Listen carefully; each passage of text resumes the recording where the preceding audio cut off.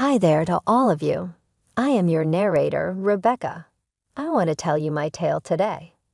I have my share of difficulties, just like many of you, especially with my mother-in-law, Emma. She's the kind that constantly pushes the boundaries that my husband, Anthony, and I have established and loves to be in charge. We struggle to enforce these limits in spite of our repeated warnings, which gives Emma tremendous control over our life for a long amount of time. She didn't express her hate for me or act rudely, but she did have her subtle ways of letting me know when she wasn't happy. Not only did she not hesitate to criticize my personal style, but oddly enough, she also did not hold back while discussing her own kid. She's done a lot of things without our permission, but our wedding stands out as one particularly noteworthy example. Emma decided to do all the changes herself, including the cake, flowers, and decorations. While we were able to prevent her from changing the location, we were forced to comply with her decisions on everything else or face financial damages. She would always respond, when questioned, by saying she thought she knew best and had better preferences. It was annoying and offensive that her costly tastes could not conceal her disrespect for our decisions. For his part, Anthony never considered breaking off communication. He found it difficult to confront his mother. I did my best to ignore her encroachments, and things were steady for a time. That is, until Emma discovered a fresh approach of voicing her thoughts. My partner, Anthony, and I finally purchased our ideal house after years of saving. I took great care to decorate it so that it reflected our personality, and it was just right for us. But Emma's response was everything but amusing. She said the apartment looked cheap and disgusting, criticizing our selections and the way we decorated it. She argued that we had consulted her, but we made it plain that we were happy with our home exactly the way it was, and that our decisions were definitive. We refused to back down in the face of her objections and promises to make our area more to her liking. We meant to maintain our house a reflection of ourselves, not hers. By posting this, I want to connect with people going through similar things as well as just rant. It serves as a reminder that although we have no control over the actions of others, we do have control over our own reactions and values. Emma's insistence that we make adjustments based on her recommendations has always annoyed me. But Anthony and I were determined to keep her out of our decision-making this time. We stood our ground through her incessant messages, calls, and unannounced visits. But Emma was never one to back down, and she came up with a more devious plan to break the silence. After years of saving, Anthony and I finally bought our house, so we decided to reward ourselves with a little trip out of state. We hadn't been able to go on a vacation in a very long time, so having a little extra cash felt like the ideal chance. While we were away, our house was meant to be unoccupied, but a nice man in his 70s from our neighborhood offered to watch it. We weren't anticipating any problems, but he promised to let us know if anything appears strange. You can imagine how shocked we were when he called to say he'd seen 4 women coming into our home. We were alarmed and asked for further information. One woman's description fit Emma perfectly. Anthony and I were perplexed and furious, and we needed to know what was going on. I gave Emma a straight call to confront her. "Why are you in our house, Emma? Our neighbor witnessed you and a few others entering." "Oh, I'll be staying here for 2 weeks with my friends. Just 4 of them," she casually said. "But don't worry, there won't be any crazy gatherings." We agreed that it would be pleasant to spend some time together. In addition, your home needs some maintenance. Consider it as your personal house visitor. We're not even at home, though. If we weren't present, why would you invite your buddies over? Perplexed, I inquired. Remain calm. I'll keep them entertained. Additionally, take into account that we are keeping your house safe in light of the previous break-ins in the area. This approach is preferable, particularly in light of all the riches Anthony and you own. Nothing going missing right now would be undesirable, would it? Emma thought to herself. Her explanation was somewhat valid, but her behavior was completely unwanted and intrusive. It was another example of her pushing limits under the cover of worry about our new house. I found her tone to be suspicious and unsettling during our talk. It felt too easy, the nonchalant way she brought up house-sitting, as if she had planned this visit long in advance.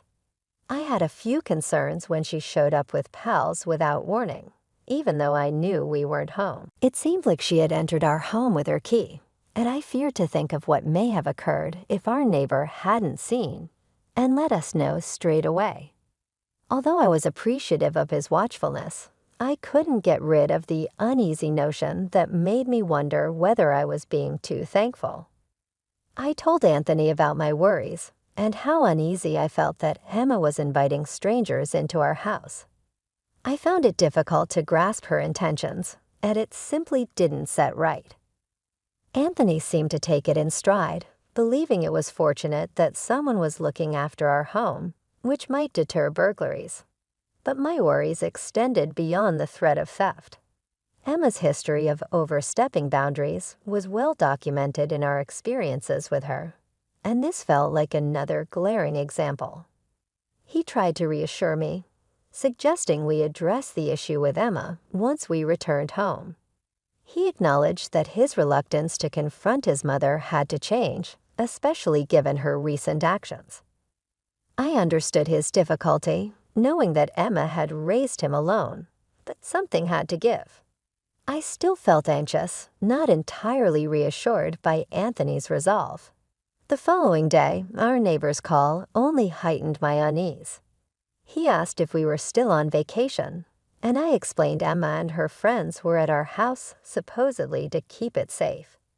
His next words sent a chill down my spine. He reported hearing a lot of noise coming from our home, not the usual sounds of someone living there, but more akin to renovation work. This unexpected news left Anthony and me speechless, grappling with the implications of Emma's actions in our absence. The situation was becoming increasingly alarming, challenging our initial perceptions and forcing us to confront the unsettling reality awaiting us upon our return. The revelation from our neighbor made everything fall into place. Emma, my mother-in-law, had often expressed her disdain for my decorating skills, deeming them tasteless while insisting she knew better. Her sudden silence regarding our decor after learning about our short getaway now felt ominously significant. Anthony speculated about the nature of the noises, wondering if there might have been a misunderstanding. However, the neighbor's observations of delivery trucks and interior decoration items, along with the sight of Emma and her friends actively participating in the changes, left no room for doubt. It turned out that one of her companions was a known interior decorator, a detail that only deepened our suspicions. The thought of Emma taking it upon herself to overhaul our home's interior without our consent was heart-wrenching. Both Anthony and I were in a state of disbelief and panic. Grappling with the reality of her unwelcome intrusions, we expressed our gratitude to the neighbor for his vigilance and clarified that Emma's actions were unauthorized, underscoring the gravity of the situation. Overwhelmed by frustration and the urgent need to intervene, we knew we had to take action. I declared our vacation officially over. I couldn't enjoy another moment under the weight of this betrayal. Anthony shared my distress, apologizing for his mother's unrestrained actions and baffled by her choice to involve friends in this unwarranted project. Faced with no other option to halt Emma's endeavors before more damage was done, I contemplated involving the authorities. However, the thought of calling the police on Emma felt distressing for Anthony. Ultimately, the urgency of the situation outweighed our reservations. With Anthony's reluctant consent, I contacted the police to request a welfare check citing the ongoing disturbances reported by our neighbor. Although this decisive action felt drastic, it seemed to be the only viable way to protect our home from further unauthorized alterations. When I called the police, I refrained from disclosing my suspicions, but mentioned that my mother-in-law and her friends were staying at our house. Given the recent spike in burglaries, the police took my concerns seriously and conducted a welfare check. The feedback from the officers was nothing short of shocking. They reported that our home was in chaos, with ongoing demolition causing dust and damage everywhere. My carefully selected decorations were either mishandled or missing, a clear testament to their disregard for our belongings. Upon returning home, the reality was as bad as the police had described, if not worse. The images they shared revealed the extent of the havoc during our absence. Overwhelmed by the scene, I experienced an intense emotional breakdown, feeling inconsolable. Anthony, though deeply injured, managed to maintain his composure enough to engage directly with the police. He made it clear that his mother had massively overstepped by undertaking renovations without our permission, resulting in significant damage. The officers on site sympathized with her plight, acknowledging the financial and emotional toll of her unauthorized alterations. Faced with the choice of pressing charges for property destruction, Anthony and I agreed we wanted to hold Emma accountable for her actions.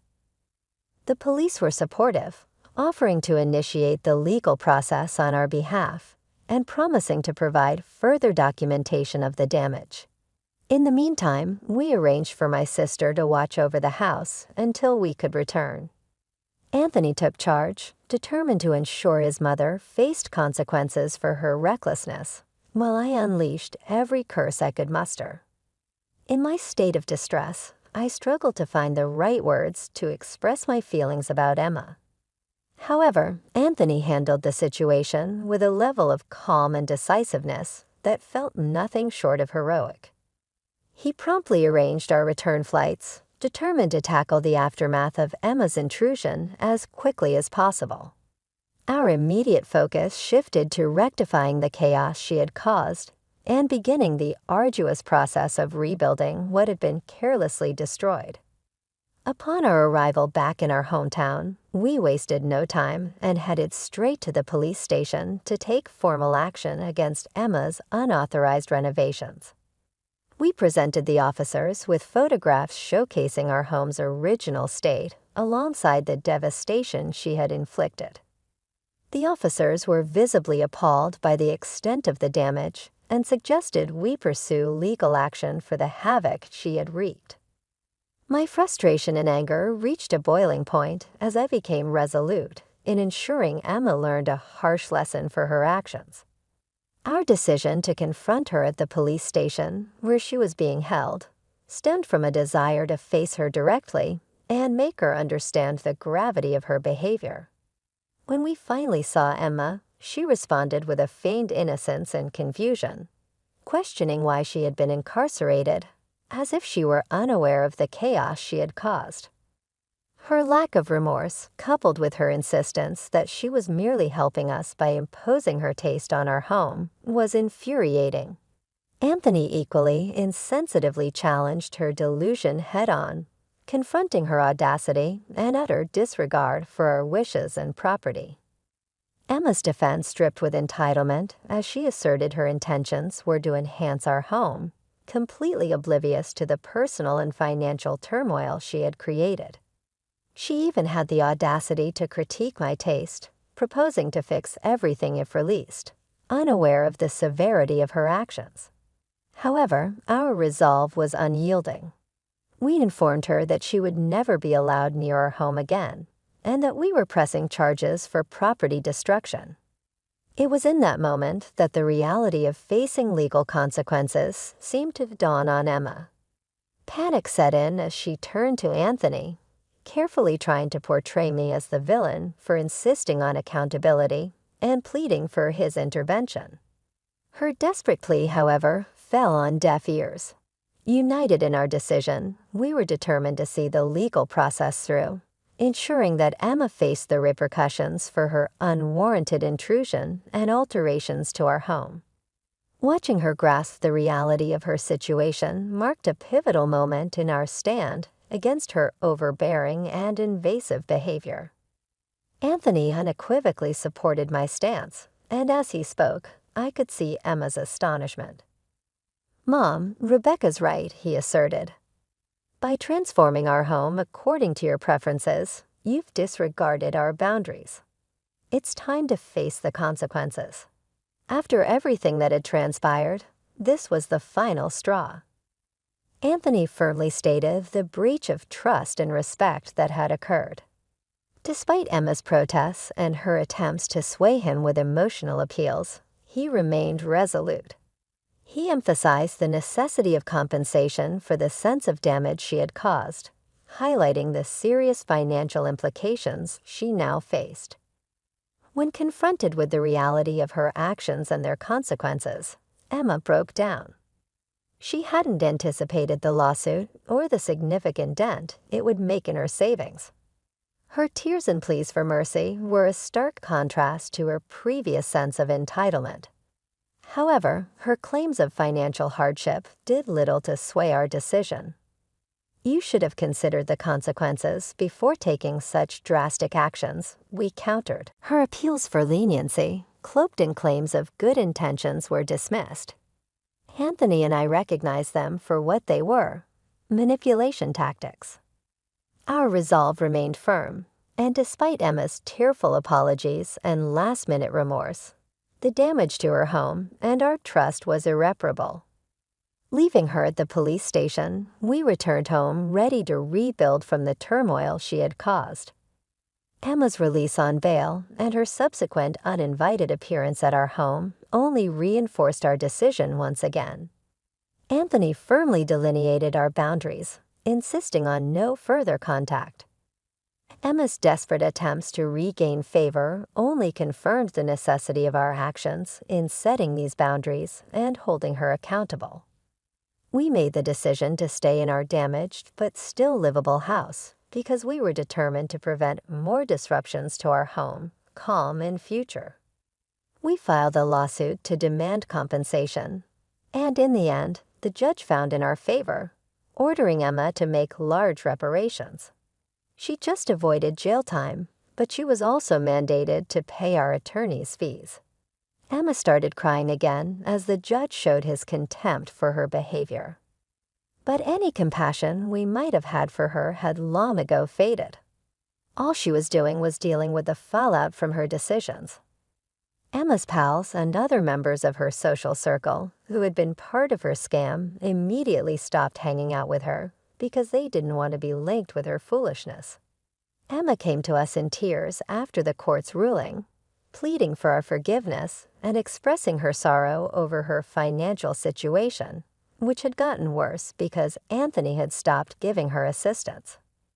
Though he had generously granted her an allowance, he made the decision to stop it because of her destructive conduct and the ensuing legal issues.